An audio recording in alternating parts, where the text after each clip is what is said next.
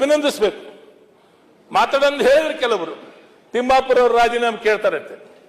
14,101 liquor licence ಇದೆ ಸ್ವಾಮಿ ಈ ರಾಜ್ಯದಲ್ಲಿ. 14,101 ಪರಿಶಿಷ್ಟ ಜಾತಿ ಪರಿಶಿಷ್ಟ ವರ್ಗದವರು ಯಾರಿಲ್ಲ. ಕರ್ನಾಟಕ ಮದ್ಯ ಮಾರಾಟ ಸಂಘದವರು ಎಕ್ಸೈಸ್ ಡಿಪಾರ್ಟ್ಮೆಂಟ್ ನಡೆಸ್ತಾರೆ. ಇದು ದೊಡ್ಡ ಲಾಬಿ. ಅಲ್ಲಿ ಪರಿಶಿಷ್ಟ ಜಾತಿ ಪರಿಶಿಷ್ಟ ವರ್ಗದವರು ಬರಲೇಬಾರದು. ಆರ್ ಬಿ ತಿಮ್ಮಾಪುರ ಅವರು ಎಕ್ಸೈಸ್ ಮಿನಿಸ್ಟರ್ ಆಗಿಂದ 14,101ರಲ್ಲಿ 240 ಪರಿಶಿಷ್ಟ ಜಾತಿ ಪರಿಶಿಷ್ಟ ವರ್ಗದವರು ಕೊಟ್ಟಿದ್ದಕ್ಕೋಸ್ಕರ ಇಷ್ಟೆಲ್ಲ ಉರಿದಾಡ್ತಿರಲ್ಲ ನೀವು. ತಿಮ್ಮಾಪುರ ರಾಜೀನಾಮೆ ಪರಿಶಿಷ್ಟ ಜಾತಿ ಪರಿಶಿಷ್ಟ ವರ್ಗದವರಲ್ಲಿ ಬರಲೇಬಾರ್ದ?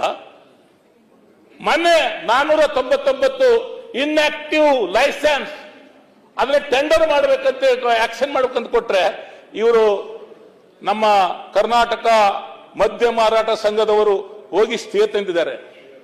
ಯಾಕಂದ್ರೆ ಸ್ಟೇನ ಅದರಲ್ಲಿ 145 ಪರಿಶಿಷ್ಟ ಜಾತಿ ಪರಿಶಿಷ್ಟ ವರ್ಗ ತಿಮ್ಮಾಪುರ ಇಟ್ಟಿದ್ರು.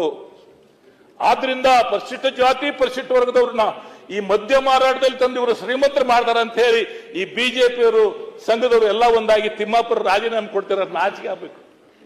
ತಿಮ್ಮಾಪುರ ಅವರು ಭ್ರಷ್ಟಾಚಾರವನ್ನ ನಿಯಂತ್ರಣ ಮಾಡಿದ್ದಾರೆ. ಎಕ್ಸೈಸ್ ಡಿಪಾರ್ಟ್ಮೆಂಟ್ ನಲ್ಲಿ ಭ್ರಷ್ಟಾಚಾರವನ್ನು ನಿಯಂತ್ರಣ ಮಾಡಿದ್ದಾರೆ. 14,101 ಲಿಕ್ಕರ್ ಲೈಸೆನ್ಸ್ ಅನ್ನ ರಿನ್ಯೂ ಮಾಡೋದನ್ನ 48 ಗಂಟೆಯಲ್ಲಿ ಮಾಡಿದ್ದಾರೆ.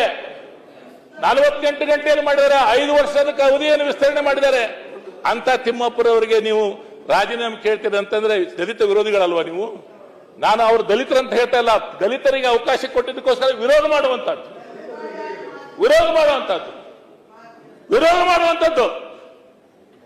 ದಲಿತರ ವಿರೋಧ ಮಾಡ್ತೀವಿ. ದಲಿತರ ಲೈಸೆನ್ಸ್ ವಿರೋಧ ಮಾಡ್ತಿಲ್ವಾ? ಲೈಸೆನ್ಸ್ ಕೊಡ್ತೀವಿ ಮಾಡ್ತಿಲ್ವಾ? 70 ತಿಮ್ಮಾಪುರ ತಂದಾಗ ಸ್ಟೇತವರು ಯಾರು? ಇದೇ ಕರ್ನಾಟಕ ಮದ್ಯ ಮಾರಾಟ ಸಂಘದವರು. ಅಂದ್ರೆ ಪರಿಶಿಷ್ಟ ಜಾತಿ ಪರಿಶಿಷ್ಟವಾದ ಎಲ್ಲ ರಂಗದಲ್ಲಿ ಪ್ರವೇಶ ಮಾಡಬಾರ್ದ? ಯಾವ ನ್ಯಾಯ, ಯಾವ ಸಾಮಾಜಿಕ ನ್ಯಾಯ?